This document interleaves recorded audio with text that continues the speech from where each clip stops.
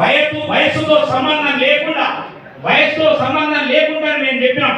కానీ 50 ఏళ్ళ పైబడి ఉన్నటువంటి కళాకారులు ఇలా పాడలేరు, ఆడలేరు, రకరకాల సమస్యలు ఇప్పుడు 30 ఏళ్ళ జీవితంలోనే ఆరంభమవుతున్నటువంటి పరిస్థితులలో 50 ఏళ్ళు దాటినటువంటి కళాకారులు ఎవరైతే ఉన్నారో, ఉద్యమ కళాకారులు ఎవరైతే ఉన్నారో వాళ్ళకు తప్పకుండా 30,000 రూపాయల పెన్షన్ కల్పించాలని చెప్పేసి అది మీరు ఎంత డిసైడ్ చేస్తారో చేయండి.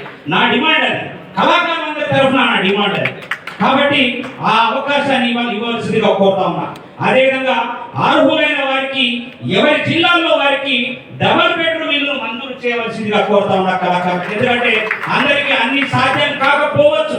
అక్కడ డబుల్ బెడ్రూమ్ ఇస్తే వాళ్ళు తలదాచుకోవడానికి ఉంటుంది. కాబట్టి అలాంటి అవకాశం కూడా ఇవ్వాల్సిందిగా కోరుతా ఉన్నా. అదేవిధంగా ఏదైనా వ్యాపార నిమిత్తం కళాబంధు స్కీమ్ తీసుకురావాల్సిందిగా కోరుతా ఉన్నా. కళాబంధు స్కీమ్ కావాలన్నా ఒక కార్పొరేట్ సంస్థని ఏర్పాటు చేసి దానికి ప్రత్యేకమైనటువంటి ఒక చైర్మన్ ఏర్పాటు చేసి తప్పకుండా కళాబంధు ఇస్తే వాళ్ళు ఉద్యోగం రానటువంటి వాళ్ళు ఉపాధి చేసుకోవడానికి అవకాశం ఉంటుంది. దాన్ని కూడా మీరు ఆలోచించవలసిందిగా నేను మిమ్మల్ని ప్రాధాన్యపడతా ఉన్నా. అదేవిధంగా ఇంకా నేను వాస్తవానికి నేను ఎమ్మెల్యే కావాలను, ఎంపీ కావాలను, ఎమ్మెల్సీ కావాలను, లేక రాజకీయాల్లో ఏదో పదవి రావాలని మాత్రం నేను రాలేదు.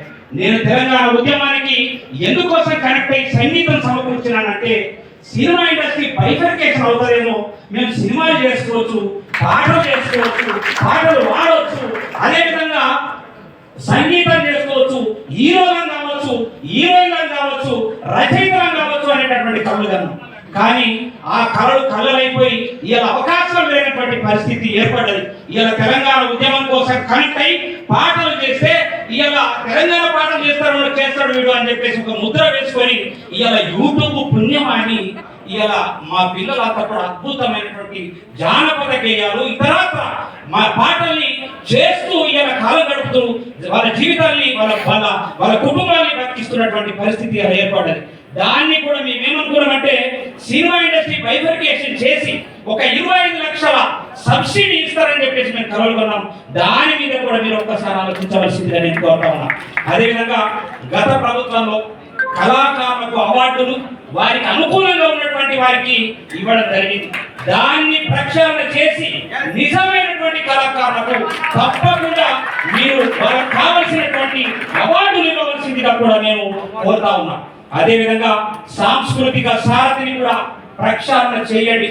ఒక్కసారి నేను రమ్మంటే వస్తా. నేను ఎన్నిసార్లు 100 సార్లు కాదు 1000 సార్లు రమ్మని వస్తా. నాకెందుకంటే అందరు కళాకారులు ఇలా మా జయరాజన్న కావచ్చు, మా అన్నేశ్వరన్న కావచ్చు, మా గోరెడ్డి వెంకన్న కావచ్చు, మా ఈ పెద్ద గద్దరన్న కావచ్చు, అదేవిధంగా సుధా అశోక్ కావచ్చు, ఇలాంటి అనేక మంది కళాకారులు రచయితలు, మా ఏపు సమ్మన్న కావచ్చు, మా కిషోరన్న కావచ్చు, వీళ్ళంతా రాసినటువంటి పాటలకు నేను సంగీతం చేసేటటువంటి అదృష్టం నాకు కలిగింది. తెలంగాణ ఉద్యమానికి కనెక్ట్ అయినందుకు మీరందరూ ఆల్రెడీ డ్యాన్సులు చేయొచ్చు. అవే నా పాటలు అసైదులు ఆరతి కాలగడ్డలు కాబట్టి వెనక ముందు చూసుకునేది రాజాన అయ్యోని వాళ్ళు ఇద్దరం వేడిపోతే బాబు ఏంటి వారు ఎన్నో పాటలకు సంగీతం సమకూర్చి మొట్టమొదటిసారిగా మీరు గంట కొట్టదా ప్లీజ్ ఇది కంటే నాకు భయపెడతాను. అయితే మళ్ళీ అంటే నేను చెప్తున్నాను, భిక్షాటన రాష్ట్ర వ్యాప్తంగా 4500 కిలోమీటర్ల వరకు భిక్షాటన చేసిన కళాకారుల ఉద్యోగాలు అందరికీ తెలుసు. వాస్తవానికి వెంటనే నేర్మల కిషోరన్న ఆల్రెడీ దుఃఖాలతో దాన్ని పెట్టిన వాళ్ళకు షౌకు ఎక్కలేదు, వాళ్ళు పట్టించుకోలేదు. కాబట్టి భూస్థాపితం అయిపోయింది. ఇలా మన ప్రభుత్వం రావడానికి నేను కూడా కాంట్రిబ్యూషన్ ఉంది. మా సార్కు కోదండరావు సార్కు తెలుసు.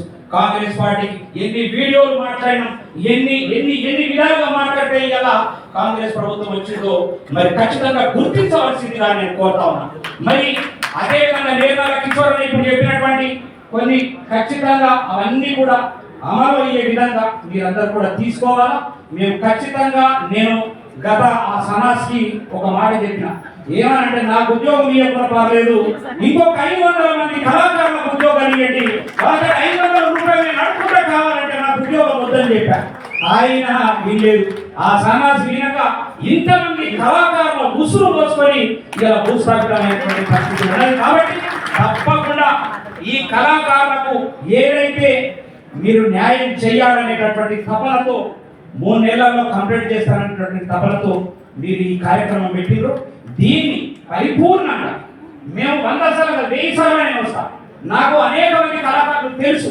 నేను ఆల్రెడీ ఉద్యమంలో కీలకంగా ఉన్నా. అన్నేశ్వరంలోని మొత్తం రాష్ట్ర వ్యాప్తంగా బండి మీద తిరిగినటువంటి చరిత్ర ఉన్నది. 33 సంవత్సరాలు ఇద్దరము జర్నీ చేసినటువంటి సందర్భము వీళ్ళందరికీ కూడా తెలుసు. కాబట్టి దయచేసి మీకు చెప్తా ఉన్నా, దీన్ని మరో మిస్టేక్ చేయకుండా దాన్ని పరిపూర్ణంగా ప్రతి ఒక్క కళాకారుడికి 4 అంశాలు ఏదైతే పెట్టిండ్రో 4 ఎవరెవరు దేనికి అర్హత ఉన్నారో దాన్ని పరిపూర్ణంగా మీరు పూర్తి చేయాలని చెప్పేసి మీ అందరికీ మరి ఒక రిక్వెస్ట్ చేస్తూ